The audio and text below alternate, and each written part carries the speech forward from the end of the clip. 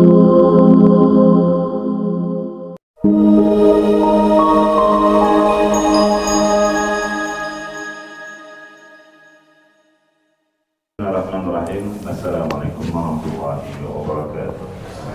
Waalaikumsalam. Alhamdulillah ya ihsani wa syukru lahu wa la tawfiqihi wa amtinani wa asyhadu an la ilaha illallah ta'ziman li sya'nihi wa asyhadu anna Muhammadan 'abduhu wa rasuluh ad'i ila ridwanihi. Allahumma salli alaihi wa ala alihi wa ashabihi wa ikhwanihi. Amma ba'du. Setelah kita menyelesaikan tafsir dari surah An-Nasr, selanjutnya adalah surah Al-Lahab atau Al-Masad. Ya, Al-Lahab dikenal juga dengan Al-Masad karena dua kata ini ada dalam ayat tersebut. Tabbat yada abi lahab. Adapun Al-Masad di akhir surah, wa fi jidha hablum min masad. Makanya ada dua penamaan. Dan para ulama sepakat bahwa surah ini adalah Makkiyah. Artinya diturunkan sebelum Nabi hijrah ke kota Madinah. Berarti termasuk surat yang diturunkan di awal-awal dakwah. Ya, awal-awal dakwah Nabi di Mekah. Nah, di mana dakwahnya Rasulullah SAW ini justru ditentang oleh pamannya sendiri. Pamannya yang bernama Abu Lahab, sekaligus istrinya juga. Jadi satu paket ini, suami istri kompak, tapi kompak dalam kebatilan. Suaminya Abu Lahab namanya, sedangkan istrinya bernama Ummu Jamil. Ya. Adapun asbabun nuzul, sebab turunnya surat ini dikatakan oleh Ibnu Abbas radhiyallahu anhuma, lamma nazalat, ketika turun perintah Allah, wa anzir ashiratakal aqrabin, berilah peringatan kepada keluargamu yang terdekat. Ini perintah Allah kepada Nabi SAW setelah berdakwah dengan sembunyi-sembunyi, yang diistilahkan dengan dakwah apa? Sirriyah. Maka dengan turunnya ayat ini, wa anzir ashiratakal aqrabin, perintah dari Allah agar Nabi jangan lagi berdakwah sembunyi-sembunyi, tapi terang-terangan. Tapi dimulai dari keluarga terdekat, dari kerabat. Aqrabin artinya kerabat. Ya. Maka Nabi SAW pun segera menjalankan perintah Allah. Sa'ida Nabi SAW ala Safa, Nabi langsung pergi ke tempat yang tinggi, naik bukit Safa, di mana orang sekarang melakukan sa'i Safa Marwah, Safa Marwah, sa'i. Nah, Rasulullah naik ke bukit Safa, kemudian mengumumkan pengumuman agar orang-orang Quraisy berkumpul. Ya, orang-orang Quraisy berkumpul. Setelah mereka berkumpul, ya, atau di sini disebutkan ya sabahah,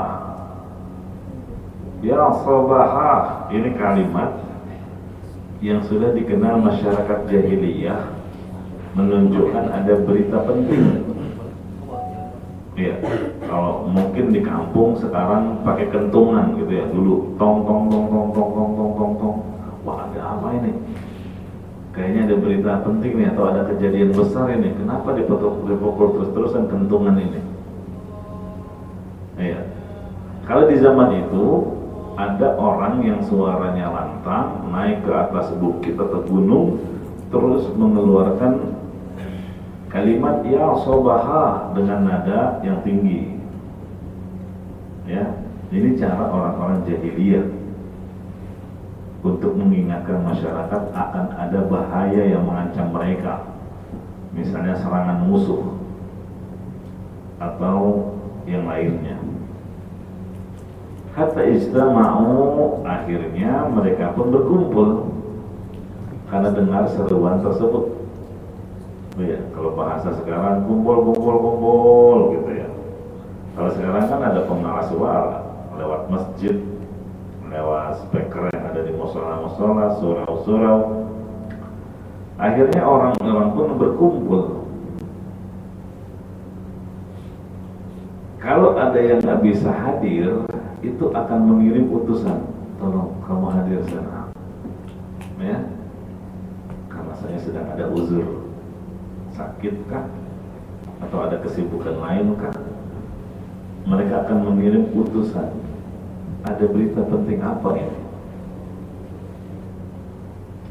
Faja'a Abu Lahab wa Quraisy. Ketika orang-orang sudah berkumpul, datanglah Abu Lahab, ya, dan suku Quraisy. Kaum Quraisy ini kaum yang terpandang. Ya. Abu Lahab tiba-tiba melontarkan pertanyaan, "Malat, ada apa dengan wahai Muhammad? Ada berita penting apa ini kok sampai ngumpulin kita dengan cara seperti ini?" Lalu Nabi SAW bersabda, "Ara'aitakum law akhbartukum anna khailan bil wadi turidu an tughira alaikum akuntum musaddiqin?" Bagaimana menurut kalian kalau saya mengabarkan pada kalian akan ada sekelompok tentara berkuda yang telah berkumpul di suatu lembah ingin menyerang kalian secara tiba-tiba? Apakah kalian akan mempercayai saya? Qalu na'am. Oh iya, tentu. Kami percaya apa yang akan kamu sampaikan. Karena memang Rasulullah SAW dikenal sebagai Al-Amin, orang yang terpercaya. Saking terpercayanya apa? Mereka kalau mau safar, bepergian jauh, apalagi dalam waktu yang lama, nggak sebentar, mereka akan menitipkan barang-barang berharganya kepada Rasulullah SAW daripada rumahnya di satroni maling, rampok, ya, mendingan dititipin. Saking percayanya itu. Bahkan setelah Rasulullah menjadi Nabi pun tetap kebiasaan itu mereka lakukan. Aneh kan? Ajarannya ditolak, tapi kalau ada penting dipakai. Sampai ketika Rasulullah SAW hijrah ke kota Madinah, diutus Ali bin Abi Thalib untuk jaga rumah. Ya, sampai dikira Nabi Muhammad SAW belum keluar karena di dalam masih ada orang. Ternyata orangnya bukan Rasul, tapi sudah diganti oleh Ali bin Abi Thalib. Untuk apa Ali menempati kasurnya Nabi, posisinya di rumahnya beliau SAW? Ali ditugaskan untuk menjaga barang-barang titipannya dan tolong dikembalikan kepada pemiliknya. Ini milik fulan. Sampai seperti itu kejujuran Rasulullah SAW. Dan gak dendam, ya. Ini barang-barang musuh-musuhnya ini. Kalau kita mungkin biarin aja, ini bukan barang saya, ini barang-barang milik musuh yang akan memerangi saya. Tapi enggak, karena itu barang titipan amanah, tetap disuruh dikembalikan. Nah, oleh karena itu ketika Rasulullah SAW bertanya kepada mereka, "Saya mengumpulkan kalian untuk menyampaikan berita penting. Gimana menurut kalian kalau saya kabarkan ada sekelompok orang sudah berkumpul dengan pasukan berkuda, dia akan menyerang kalian, apakah kalian mempercayaiku?" Naam. Ma kharajna 'alaika illa sirqa. Kami enggak pernah mengetahui dirimu kecuali orang yang jujur. Ya, jadi kaumnya bilang, kami enggak pernah mendapatimu berdusta walau sekalipun. Gimana enggak percaya? Kami percaya. Langsung Rasulullah SAW menyampaikan isi nasihat atau peringatan yang ingin dia sampaikan. Fa inni nadhirun lakum baina yaday adzabin syadid. Jika demikian kalian percaya terhadap apa yang akan kusampaikan, sungguh aku ini adalah pemberi peringatan dari Allah bagi kalian di depan azab yang pedih. Maksudnya apa? Di hadapan kalian itu akan ada hari kebangkitan. Kalian akan dihisab oleh Allah. Kalian akan mempertanggungjawabkan apa yang telah kalian akan perbuat selama ini. Kesyirikan yang kalian lakukan itu akan mengakibatkan azab yang berkepanjangan, azab yang pedih jika kalian tidak taubat. Begitu. Tiba-tiba Abu Lahab langsung nimpalin, alihada jama'tana, celaka engkau wahai Muhammad, cuma untuk urusan ini kamu ngumpulin kita. Kirain ada berita penting apa? Ya, karena Abu Lahab dan teman-temannya sudah tahu dakwah yang diajarkan Muhammad ini nggak sesuai dengan tradisi dia dan nenek moyang yang ada di situ, berupa penyembahan terhadap berhala, Lata, Uzza, Manat, Hubal. Iya. Sedangkan Nabi mengumpulkan mereka hanya untuk memperingatkan kalau kalian tidak taubat dari kesyirikan ini akan ada azab pedih yang menimpa kalian nantinya, yang siap menanti kalian. Akhirnya ketika Abu Lahab mengomentari dakwah, mengomentari Rasulullah dengan mengatakan, Muhammad, cuma untuk ginian doang kamu ngumpulin kita, celaka kamu, gitu ya, ngerasa di prank, nggak penting ini, dikira ada berita penting apa. Turunlah ayat, tabbat yada abi lahabin wa tabb, begitu. Binasalah kedua tangan Abu Lahab, karena dia nunjuk Rasulullah dengan kedua tangannya, gitu ya. Maka Allah katakan binasalah kedua tangannya Abu Lahab. Ya. Jadi jamaah rahimakumullah, dalam ayat ini atau dalam kisah ini turunnya surat Al-Masad, ya, kita bisa ketahui bahwa Allah tidak pernah memvonis orang Quraisy masuk neraka kecuali ini, satu orang ini, Abu Lahab.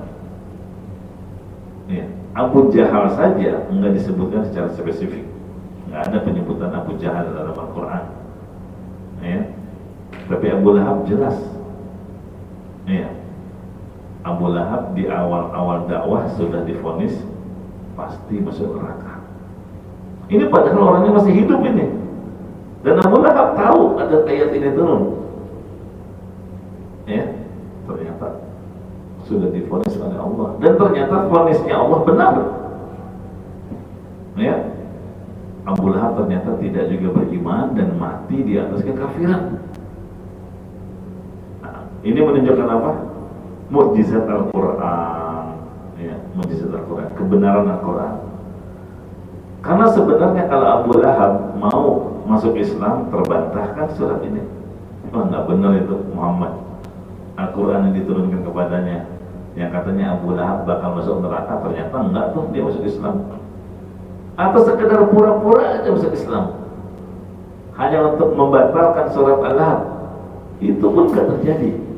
Allah menahan hal itu, ya, tidak mau berbohong mengaku Islam. Padahal kalau dia berbohong dengan mengatakan saya masuk Islam, hancur dakwah Muhammad, dakwah Nabi Muhammad SAW. Ternyata berbohong masuk Islamnya pun dicegah oleh Allah Subhanahu wa Ta'ala. Ya, nah itu asbabun nuzul dari surah Al-Masad atau Al-Lahab. Mari kita baca, ikuti saya. A'udzu billahi minasy syaithanir rajim. A'udzu billahi minasy syaithanir rajim. Bismillahirrahmanirrahim. Bismillahirrahmanirrahim. Tabbat yada abi lahabin wa tabb. Tabbat yada abi lahabin wa tabb. Wa tabb ada tasdidnya ya. Sekali lagi. Tabbat yada abi lahabin wa tabb. Tabbat yada abi lahabin wa tabb. Ma aghna anhu maluhu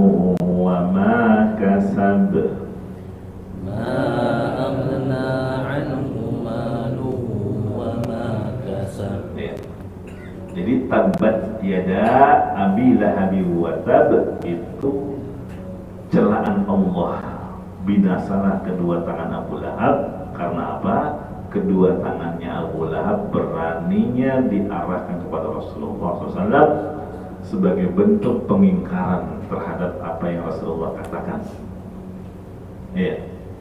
Dan dia akan binasa, artinya dimasukkan ke dalam neraka. Abu Lahab ini padahal pamannya Nabi, ya, saudara kandung dari ayahnya, ya, yaitu Abdullah, saudara kandungnya Abu Lahab. Itu paman berarti kan. Jadi paman Nabi itu ada 4, ya, yang memiliki sifat berbeda-beda. Abu Lahab dia memerangi Nabi, memusuhi dakwah. Ada Abu Thalib, dia kafir tapi tidak memerangi, justru membela dakwah Nabi sallallahu alaihi wasallam. Ini lebih ringan siksanya Abu Thalib, walaupun kafir ya. Bahkan seringan-ringan azabnya penghuni neraka adalah Abu Thalib. Karena kita tahu dalam sejarah bagaimana pembelaan Abu Thalib terhadap Rasulullah SAW. Yang ketiga ada paman Nabi yang membela Nabi sejak awal Islam. Masuk Islam terus membela, bahkan memperjuangkan sampai kematiannya di perang Uhud, yaitu Hamzah.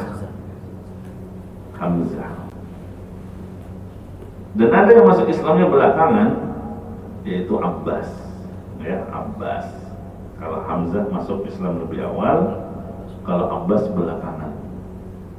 Nah, itu 4 keadaan paman-paman Rasulullah SAW. Nah, Abu Lahab ini satu-satunya paman Nabi yang memusuhi dakwah beliau SAW.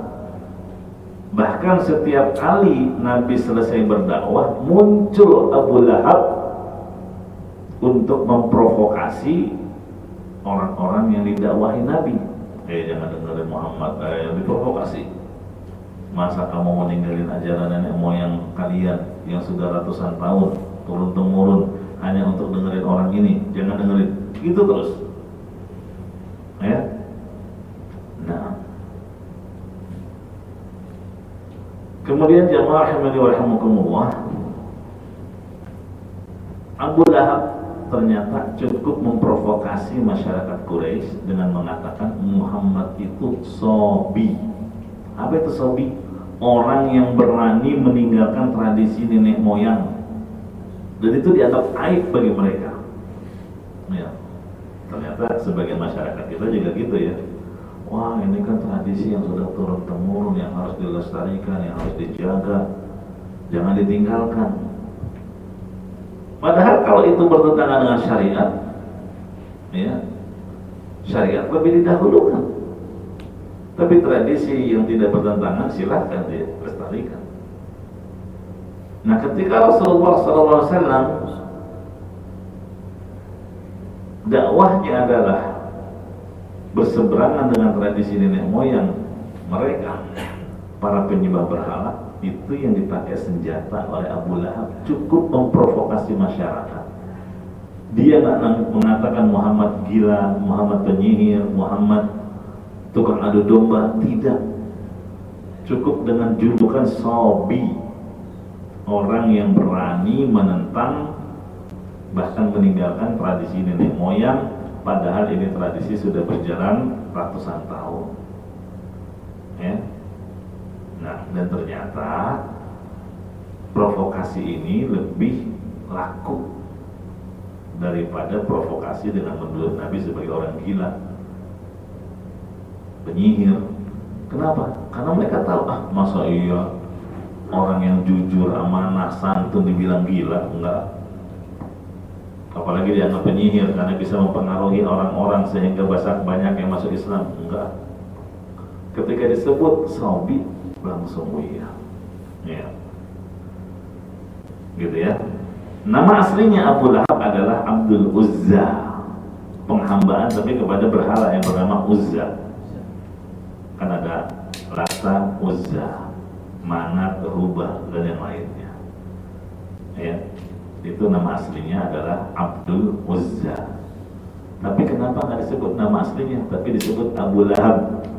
Beda dengan Fir'aun. Allah sebut namanya Fir'aun kan di Al-Quran. Adkhilu ala Fir'aun asyaddal adab.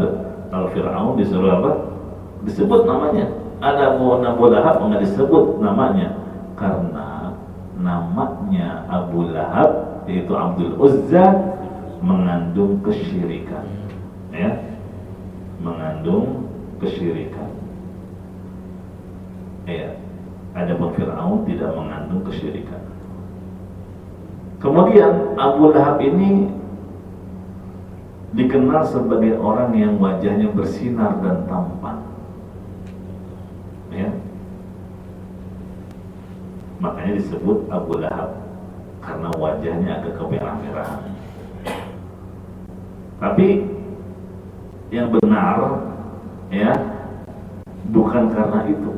Abu Lahab itu bukan karena ketampanannya, tapi karena dia akan dimasukkan ke dalam api yang menyala-nyala, yaitu neraka. Api yang menyala-nyala dalam bahasa Arab disebut lahab. Kalau seandainya karena ketampanannya, mungkin tidak disebut Abu Lahab, tapi Abu Nur. Abu Nur, orang yang wajahnya bercahaya. Kan itu pujian. Tapi kalau Abu Lahab, wah itu celaan. Gitu ya. Terus kenapa disebut yada, tangan, kedua tangan Abu Lahab? Ada yang bilang karena dia menunjuk-nunjuk dengan kedua tangannya, nunjuk-nunjuk Nabi. Maka kedua tangannya lah yang pertama kali disebut oleh Allah. Ya. Ada juga yang mengatakan penyebutan dua tangan itu hanya perwakilan, ya. Nah, itu hanya perwakilan. Jadi yang binasa bukan cuma kedua tangannya, tapi seluruh badannya. Nah, adapun watab ini sebagai penekanan, sungguh dia betul-betul akan mengalami kebinasaan.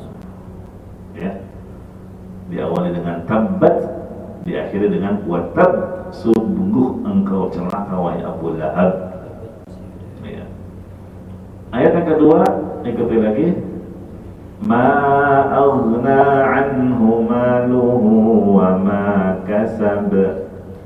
Ma aghna anhu maluhu wa ma kasab.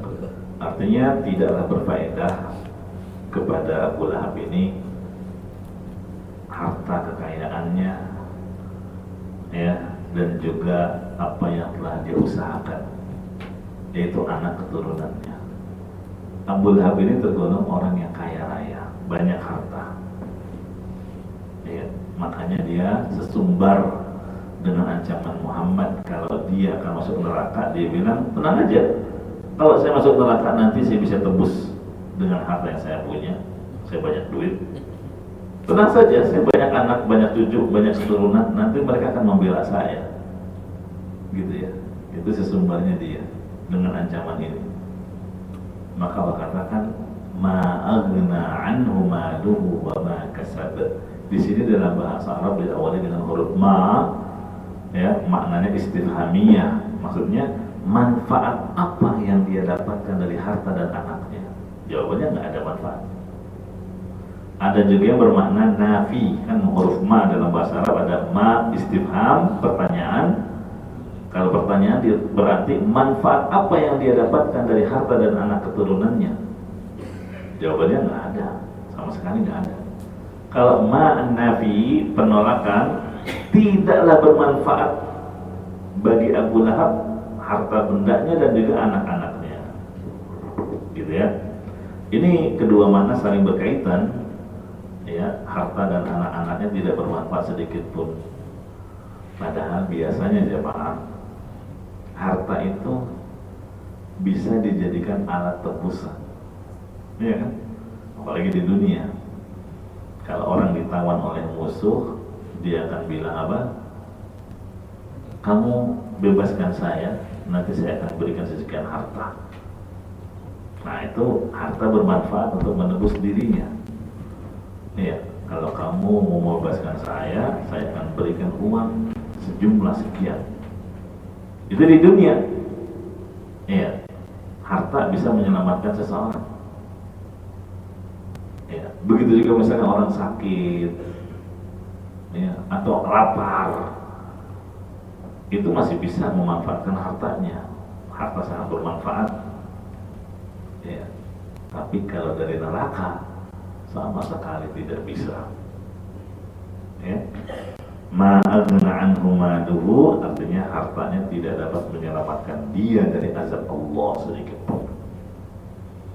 Wa ma kasab, maksudnya apa yang dia usahakan itu anak-anaknya. Kan Abu Lahab punya anak, bahkan anaknya pun ikut memusuhi dakwah Nabi. Sampai anaknya ini terkena doanya Nabi SAW dimakan singa. Ya, ini disebutkan dalam riwayat yang sahih, ya, tentang anaknya Abu Lahab yang bernama Utaibah. Ya, yang bernama Utaibah. Disebutkan dalam sirah Abu Lahab, ya, punya anak namanya Utaibah. Ini sering mengganggu Nabi juga, sering mengganggu sampai Nabi merasa terganggu. Dia doa, Allahumma sallit alaihi kalban, ya Allah kuasakanlah anjingmu kepada Utaibah ini. Maksudnya didoakan keburukan, seakan-akan ya Allah kuasakanlah hewan buasmu yang kau punya untuk memakan orang ini. Dan ternyata dikabulkan oleh Allah Subhanahu wa taala. Ya. Si Utaibah ini matinya dimakan singa, dicaplok. Ya. Jadi keluarganya Abu Lahab ini benar-benar rusak. Suaminya Abu Lahab, istrinya juga nanti disebut, dan anak-anaknya juga. Ya. Nah, kemudian jamaah rahimani wa rahimakumullah, itu ayat yang kedua jelas, ma aghna anhu maluhu wa ma kasab. Harta yang banyak yang dimiliki Abu Lahab, anak keturunannya juga tidak akan bisa menyelamatkan dia dari azab neraka. Ayat yang ketiga, ikuti lagi. Sayasla naran dzata lahab. Sayasla naran dzata lahab. Sayasla naran dzata lahab. Sayasla naran dzata lahab. Artinya Abu Lahab akan dimasukkan ke dalam api neraka. Lahab itu bergejolak menyala-nyala. Ya, makanya dia diberi gelar Abu Lahab, karena kelak akan dimasukkan ke dalam neraka yang apinya menyala-nyala. Ini salah satu mukjizat Al-Quran, ya, bahwa Allah sudah mengabarkan Abu Lahab akan masuk neraka Jahannam. Ini dalil Abu Lahab nggak bakal masuk Islam selama-lamanya. Ya. Nah, padahal ini surat turun di awal-awal dakwah Nabi ketika di Mekah.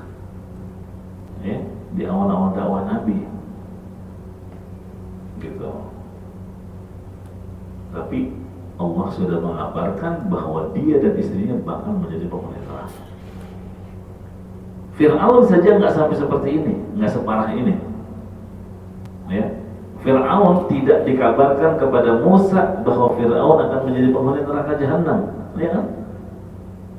Justru Allah mengutus Nabi Musa dan Harun untuk mendakwahi Fir'aun. Berpesan bahkan Allah, dakwahi Fir'aun dengan kelembutan. Idhaba ila Fir'aun, pergilah kalian berdua, hai Musa dan Harun, temui Fir'aun, faqula lahu qawlan layyina, dakwahi tapi dengan cara kata-kata yang lembut, la'allahu yatadzakkar aw yakhsha, mudah-mudahan Fir'aun dia akan taubat dan ingat dan takut akan azab. Itu disebut tentang Firaun. Tapi Abu Lahab sudah sejak awal, ya. Nah, Allah kabarkan dia dan istrinya bakal menjadi penghuni neraka. Ya. Padahal tadi seperti di awal kita katakan, seandainya Abu Lahab masuk Islam atau pura-pura masuk Islam saja, batallah pernyataan Allah di surat Al-Lahab ini. Ternyata tidak, ya. Untuk berdusta masuk Islam aja dia nggak berani, tidak dia lakukan, dicegah oleh Allah Subhanahu wa Ta'ala. Lanjut ayat yang keempat. Wa imra'atuhu hammalatal hatab.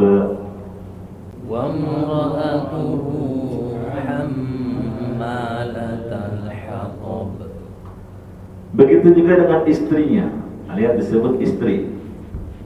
Padahal pernikahan Abu Lahab dan Ummu Jamil bukanlah pernikahan yang syar'i, tapi tetap disebut istri. Makanya kalau orang kafir menikah di atas agama mereka, terus punya anak, di kemudian hari masuk Islam, nggak perlu nikah ulang, ya. Ada sebagian suami istri yang mu'allaf terus disuruh sama ustadznya untuk nikah ulang karena dianggap pernikahan di masa lalu nggak sah karena tidak sesuai syariat. Padahal menurut agamanya mereka itu sudah sah, ya sudah. Buktinya ini Allah tetap menyebut Ummu Jamil sebagai istrinya Abu Lahab. Dan berapa banyak para sahabat Rasulullah SAW yang tadinya musyrik, kafir, begitu masuk Islam tidak ada satupun yang disuruh Nabi untuk mengulang akad nikah, gitu ya. Bahkan kalau ada suami istri awalnya non muslim, entah itu Buddha, Hindu atau Yahudi, Nasrani atau yang lainnya, ya, ternyata istrinya masuk Islam mu'allaf, dia kan harus nggak mau harus pisah kan, ya. Setahun 2 tahun si istri sudah menyendiri, ya, ternyata masih sendiri juga dia. 3 tahun kemudian suaminya mu'allaf masuk Islam, maka mereka kembali sebagai suami istri tanpa harus nikah ulang, gitu ya. Nah, itu dalam fikihnya, ya, kecuali kalau istrinya ini sudah dinikahi laki-laki lain lagi, ya. Nah, begitu. Itu pelajaran dari wa imra'atuhu. Allah menyebut Ummu Jamil yang bernama Al-Hawra binti Harb itu dikatakan di sini pembawa kayu bakar. Apa maksudnya? Ada 3 penafsiran. Penafsiran yang pertama, maksudnya pembawa kayu bakar, dia itu suka namimah, suka ngadu domba, ya, menyalakan api permusuhan, gitu. Jadi sering menyalakan api permusuhan. Ini bahasa kiasan berarti, pembawa kayu bakar. Karena memang Ummu Jamil sering memprovokasi, ya, dengan melakukan namimah terhadap Nabi di tengah masyarakat. Akhirnya orang-orang benci Nabi. Karena apa? Provokasinya si Ummu Jamil ini. Penafsiran yang kedua, kenapa dia disebut pembawa kayu bakar? Karena Ummu Jamil ini dia bela-belain nyari kayu, masuk ke hutan untuk mencari kayu yang berduri tajam, lalu dia akan letakkan di jalan-jalan yang dilalui oleh Nabi Muhammad SAW, terutama menuju masjid, terutama dekat di rumahnya. Sampai sedemikian jahatnya dia. Padahal Ummu Jamil ini wanita terhormat, termulia, nasabnya tinggi, orang Quraisy, tapi dia rela, ya, cari kayu hanya untuk mencelakakan Nabi SAW. Makanya disebut pembawa kayu bakar, ya.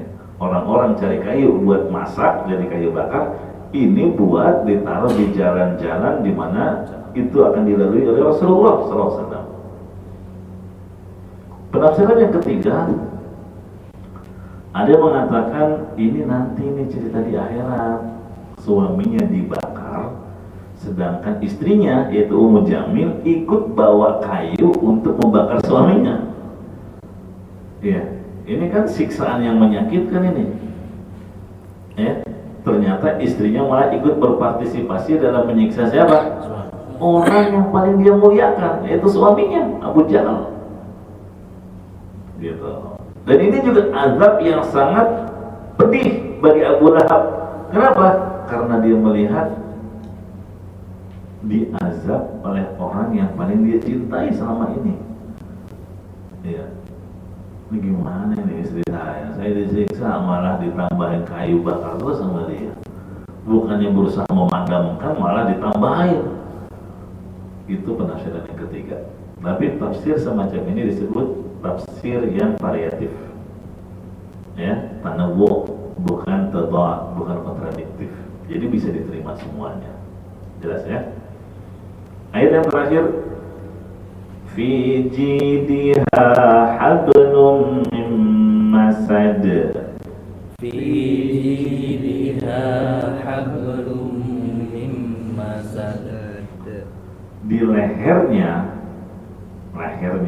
siapa? Ummu Jamil ada tali dari sabut yang dipintal tadi. Jadi dia kalau mau pergi menaruh tali untuk mengikat kayu-kayu itu. Itu penafsiran pertama. Penafsiran yang kedua, ada yang mengatakan itu balasan atas perbuatan dia. Al-jaza min jinsil amal. Maksudnya apa? Balasan sejenis perbuatan. Ummu Jamil punya kalung yang sangat mahal harganya. Dia rela jual kalung itu untuk apa? Diinfakkan. Tapi bukan infak fisabilillah, infak fisabilil syaitan. Ya, sebagaimana Allah sebutkan di surat Al-Anfal 36. Innal ladzina kafaru yunfiquna amwalahum liyasuddu an sabilillah. Makanya kalau infak itu bisa positif, bisa negatif. Makanya ada embel-embel di belakangnya. Fisabilillah atau fisabilil syaitan. Ini contohnya fisabilil syaitan. Ya. Ummu Jamil punya kalung mahal, terus dia jual, diinfakkan demi memusuhi dakwah Muhammad. Gitu. Allah sebutkan sesungguhnya di antara orang kafir ada yang menginfakkan harta mereka untuk menghalangi manusia dari jalan Allah. Lihat, ya, balasan sesuai dengan jenis perbuatan.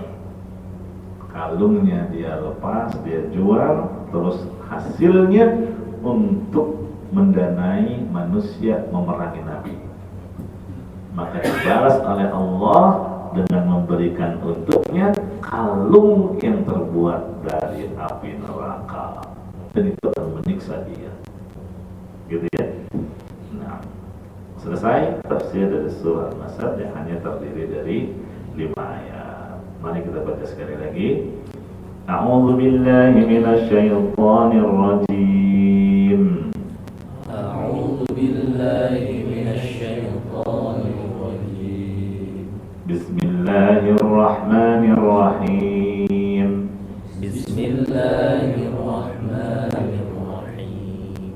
Tabbat yada abi lahabin wa tabb. Tabbat yada abi lahabin wa tabb. Ya, disebut dua tangan tadi sudah dijelaskan karena Abu Lahab nunjuk Rasul SAW. Ma aghna anhu maluhu wa ma kasab. Ma aghna anhu maluhu wa ma kasab. Ini terkait dengan ucapannya Abu Lahab bahwa dia merasa akan dibela, bisa selamat dari azab karena banyak harta dan banyak anak. Ternyata dibantah oleh Allah, tidak akan beri manfaat sedikit pun hartanya yang banyak dan juga anak keturunannya. Ini yang disebut laki-laki yang mandul. Bukannya yang nggak punya anak, tapi punya banyak anak, namun tidak ada yang bisa menyelamatkan dia dari azab. Ya, makanya berusahalah kalau dikarunia anak, didik dengan baik, karena nanti mereka bisa menyelamatkan orang tua, ayah dan ibunya dari siksa neraka dengan syafaat mereka. Adapun Abu Lahab, anaknya banyak, tapi ternyata semuanya sekongkol dalam memusuhi Nabi, sehingga dia akan reuni di dalam neraka. Ketemu semua, Abu Lahabnya, istrinya dan anaknya, dalam keadaan terhina dan disiksa. Ini ancaman yang ketiga, di ayat yang ketiga, sayasla naran dzata lahab. Sayasla naran dzata lahab. Wa imra'atuhu hammalatal hatab. Wa imra'atuhu hammalatal hatab. Ini menunjukkan kadang istri itu ya terpengaruh juga dengan suaminya. Ya, makanya para wanita hendaklah selektif dalam memilih pasangan hidup. Ya. Fi jidha hablum min masad. Fi jidha hablum min masad. Jazakallah khairan. Selesai surat Al-Masad atau Al-Lahab. Silakan kalau ada pertanyaan barangkali terkait materi atau yang lainnya. Tafadhalu. Silakan.